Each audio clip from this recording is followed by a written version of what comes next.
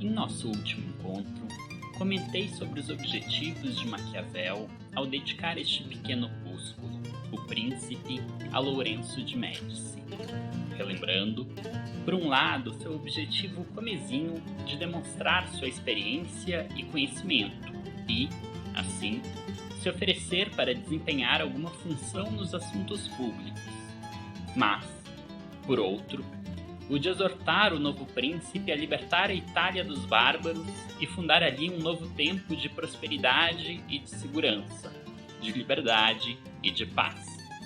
Para tanto, o jovem príncipe, que por sinal não faz nenhuma coisa contratar Maquiavel, nem outra libertar a Itália e alcançar a fama, a honra e a glória, deveria encontrar tanto no relato das ações de grandes homens do passado, como na observação dos grandes homens do presente, um modelo para se guiar.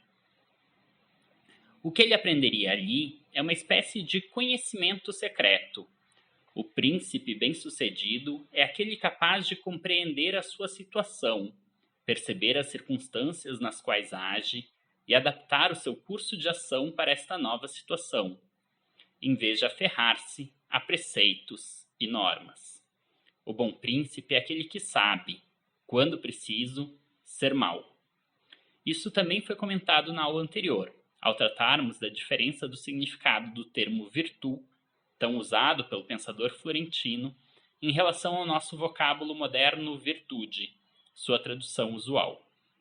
Ademais, vimos ainda a parte relativa à teoria das formas de governo, mais precisamente, a sua taxonomia sobre os distintos tipos de principados, novos, mistos e hereditários, e as reflexões sobre as formas de conquistar um novo território, por armas próprias e virtude, ou por armas alheias e fortuna. Na aula de hoje, vamos examinar algumas passagens do Príncipe relativas à natureza humana, isto no primeiro bloco. No segundo, analisaremos alguns dos conselhos dados por Maquiavel ao jovem príncipe para ele ser bem-sucedido. Já no bloco final, veremos o conceito de liberdade do pensador florentino, mais subjacente do que propriamente expresso em O Príncipe. Veremos também a importância do conflito social em sua obra e das razões de sua preferência pelo regime republicano, quando possível, ou por um principado que se assemelha ao máximo ao regime republicano, quando aquele não for possível. Eu sou Amaro Fleck, professor de Filosofia da Universidade Federal de Minas Gerais, e esta é uma aula do curso livre de Filosofia Política. Este curso, em formato podcast, é uma adaptação urgente da disciplina de Filosofia Política, ministrada para o curso noturno de graduação em Filosofia da UFMG, para um modelo compatível com o ensino remoto por conta da pandemia do Covid-19. Esta é a última de uma série de 3 aulas dedicadas ao pensamento político de Maquiavel, ou melhor, ao comentário de sua obra mais conhecida, O Príncipe.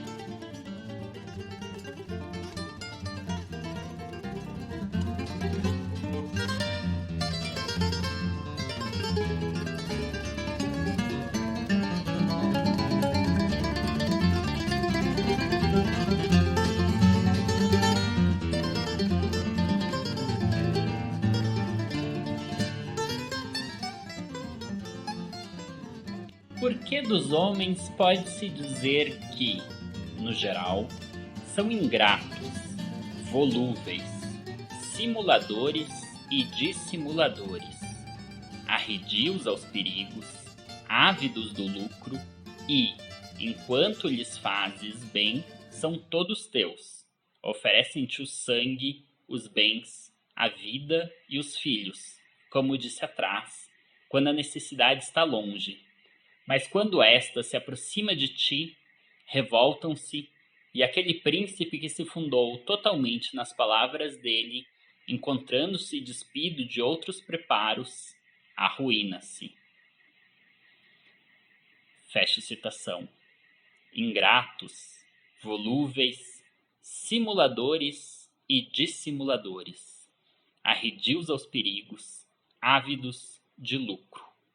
Assim são os homens, de acordo com Maquiavel. Não parece o suficiente? Calma, tem mais. Eis aqui outra passagem. Deve-se, não obstante, o príncipe fazer-se temer de modo que, se não adquirir o amor, ao menos fuja do ódio, porque pode muito bem ser ao mesmo tempo temido e não odiado, e sê-lo-á sempre, desde que se abstenha dos bens dos seus cidadãos e dos seus súditos, e das mulheres deles. E mesmo que lhe seja preciso proceder contra o sangue de algum deles, deve fazê-lo quando houver justificação adequada e causa manifesta. Mas, acima de tudo, deve abster-se dos bens dos outros, porque os homens esquecem mais depressa a morte do pai que a perda do patrimônio. Além disso, motivos para tirar os bens não faltam nunca, e aquele que começa a viver de rapinas encontra sempre motivos para ocupar o que é dos outros. Ao invés, contra o sangue, eles são mais raros e faltam mais depressa. Fecha citação. Os homens esquecem mais rápido a morte do pai do que a perda do patrimônio. É evidente que Maquiavel tem a pior visão possível da natureza humana. Os homens são maus, moralmente maus. E o príncipe que quiser ser bem-sucedido em suas ações precisará sempre contar com o pior e não com o melhor de seus companheiros. Se ele confiar nos demais, se tiver esperanças na ajuda dos outros, então o caminho para a ruína estará pavimentado. Mas se ele moderar suas expectativas, se estiver preparado para traições e omissões, então haverá sempre boas possibilidades de êxito. Newton Binotto observa que, cito, Maquiavel não quer dizer que todos os homens sejam ruins e ajam sempre com maldade. O que nos ensina o secretário Florentino é que não podemos agir na suposição de que os homens corresponderão às nossas expectativas e, por isso, devemos sempre estar precavidos contra a manifestação de sua natureza má. Isto é, para ele, ao menos, esta descrição da natureza humana é uma espécie de conselho de precaução, mais ou menos quando se aposta no pior para, assim, se contentar com o resultado, seja ele qual for. De fato, é preciso notar que Maquiavel não precisa de uma teoria completa da natureza humana, não precisa de julgamentos peremptórios sobre sua bondade ou maldade. O que ele faz é apenas constatar que há certa regularidade na ação humana, de modo que é possível aprender com o passado. E este aprendizado é o suficiente para aconselhar cautela. Um conselho que poderia ser resumido da seguinte forma: olhe, não confie demais nas promessas dos homens, nas suas juras de lealdade e fidelidade, pois os homens mudam, eles são volúveis. E o que eles prometem quando precisam de ti é muito diferente do que eles entregam quando és tu a precisar deles.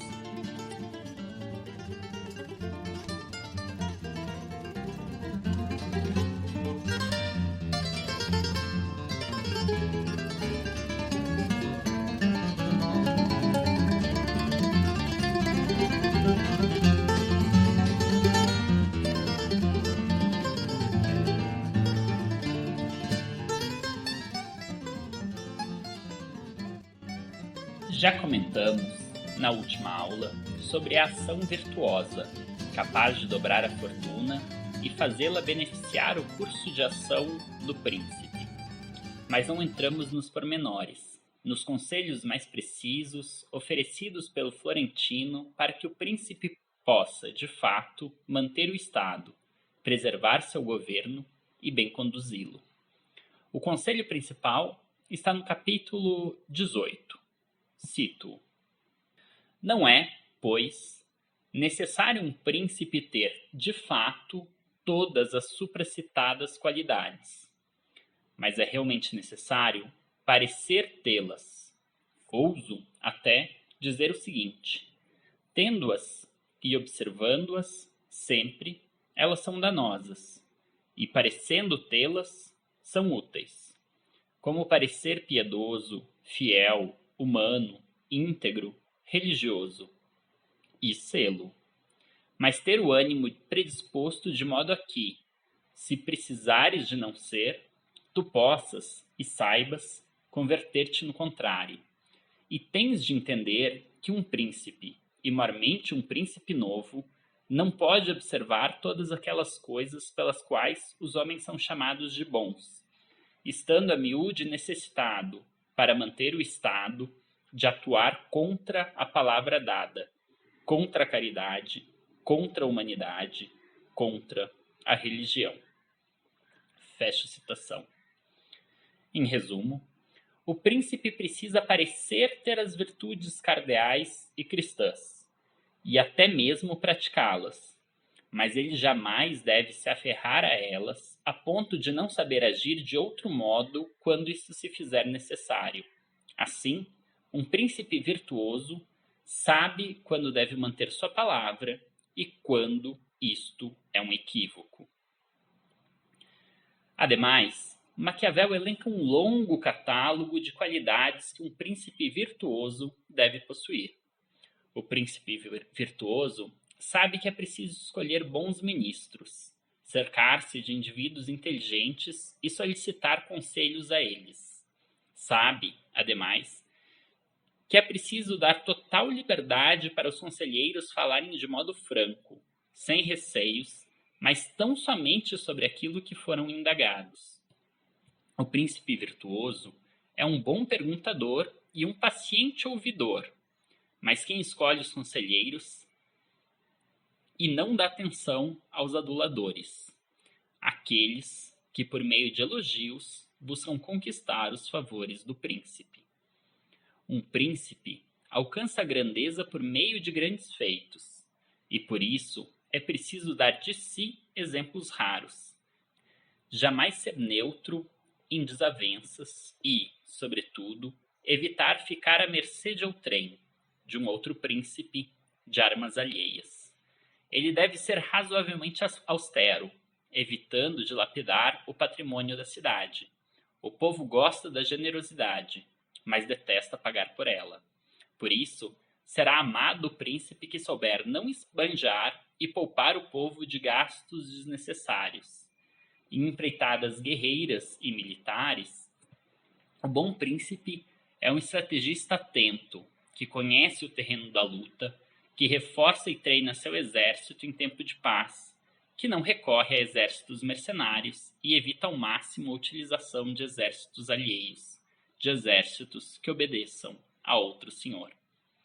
Enfim, este catálogo poderia incluir ainda muitos outros elementos se quisesse ser exaustivo, mas penso que o crucial, por ora, é apenas ressaltar o conselho principal, repetido inúmeras vezes ao longo de O Príncipe, a saber, a melhor defesa para um príncipe é não ser odiado por seu povo.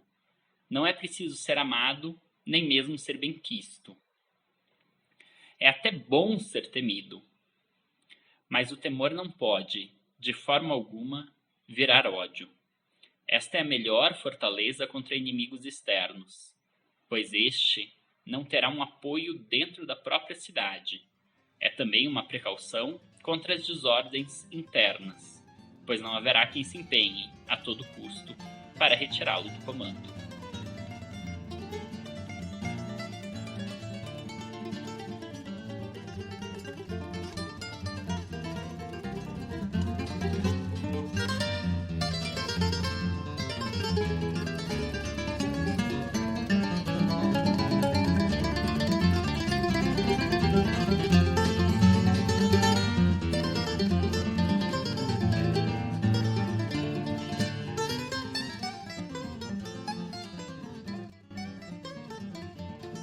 Ao tratar da ocupação das cidades que antes viviam de acordo com suas próprias leis, no capítulo 5, Maquiavel acaba tecendo nas entrelinhas um elogio à forma republicana de governo. Diz ele: quem se torna dono de uma cidade acostumada a viver livre e não a desfaz, espere que há de ser desfeito por ela. Porque na rebelião, ela tem sempre por refúgio o nome da liberdade e as suas antigas ordens, as quais nem com o passar do tempo, nem com benefícios, alguma vez se esquecem. E por mais coisas que se faça ou providencie, se não se desunem ou destroçam, os habitantes não esquecem esse nome nem essas ordens, e a qualquer imprevisto, imediatamente recorrem a eles. Fica evidente a associação entre liberdade e governo republicano, a ponto de Maquiavel utilizar os termos como sinônimos. Mais para frente, no capítulo 9, o tema volta à tona, ao se tratar do Principado Civil, diz o Florentino. Porque em todas as cidades se encontram esses dois humores distintos, e disto nasce que o povo deseja não ser comandado nem oprimido pelos grandes, e os grandes desejam comandar e oprimir o povo. E desses dois apetites distintos nasce na cidade um de três efeitos, ou principado, ou liberdade, ou licença. Fecha citação. Mas o que Maquiavel está entendendo por liberdade? A passagem acima deixa mais ou menos evidente. Liberdade é o estado de não dominação, o fato de não se estar submetido ao poder arbitrário. Esta é, de acordo com Frank Lovett, o cerne da definição republicana de liberdade, definição esta que remonta à antiguidade romana, ao menos até Cícero.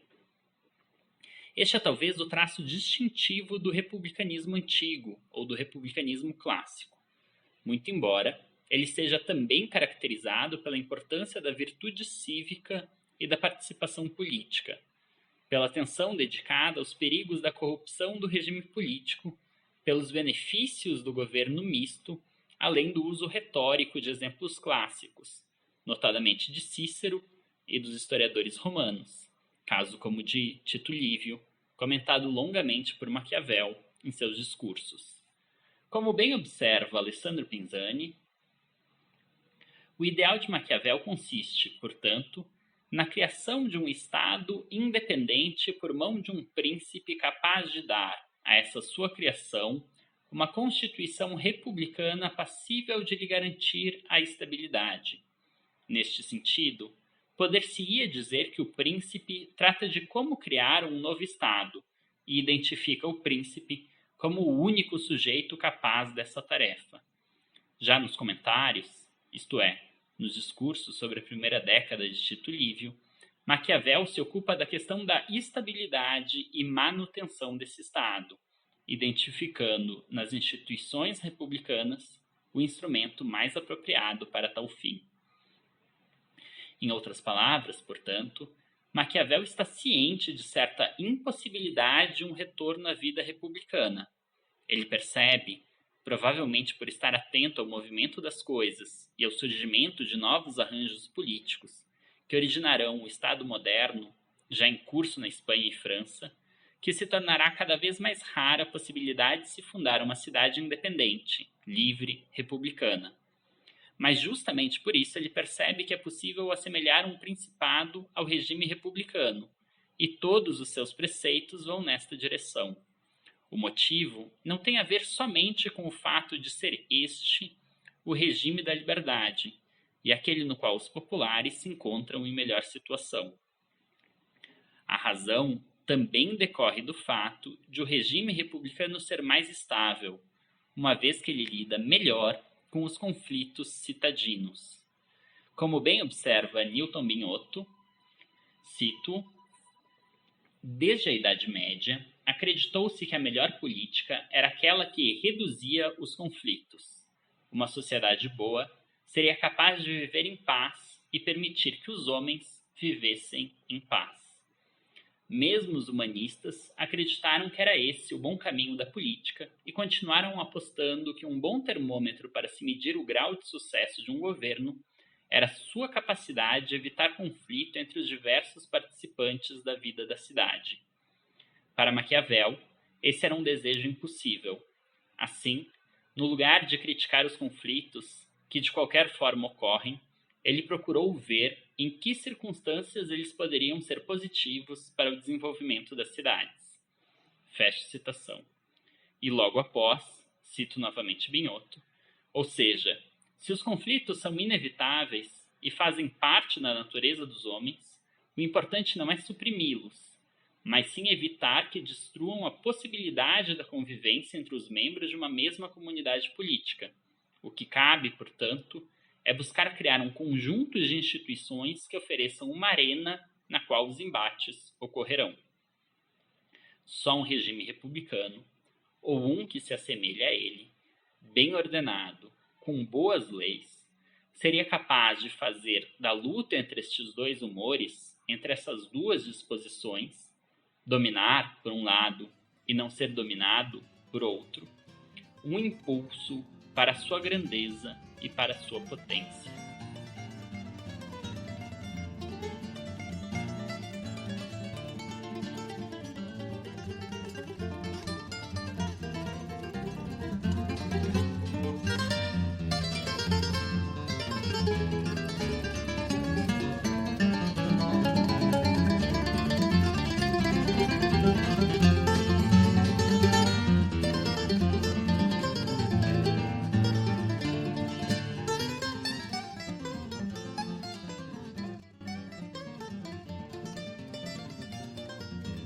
Para a elaboração desta aula, eu consultei a tradução de O Príncipe de Maquiavel, feita por Diogo Pires Aurélio, publicado pela editora 34 em 2017, assim como a excelente introdução feita pelo tradutor e que consta nesta mesma edição. Esta é a tradução que recomendo utilizarem para acompanhar este curso. Além dela, utilizei também duas obras de Quentin Skinner, As Fundações do Pensamento Político Moderno, publicado pela Companhia das Letras em 1996, e Maquiavel, publicado pela Brasiliense em 1988. Consultei também duas ótimas introduções ao pensamento de Maquiavel, a de Newton Binhoto, Maquiavel, Jorge Zahar, 2003, e de Alessandro Pinzani, Maquiavel e o Príncipe, Jorge Zahar, 2004.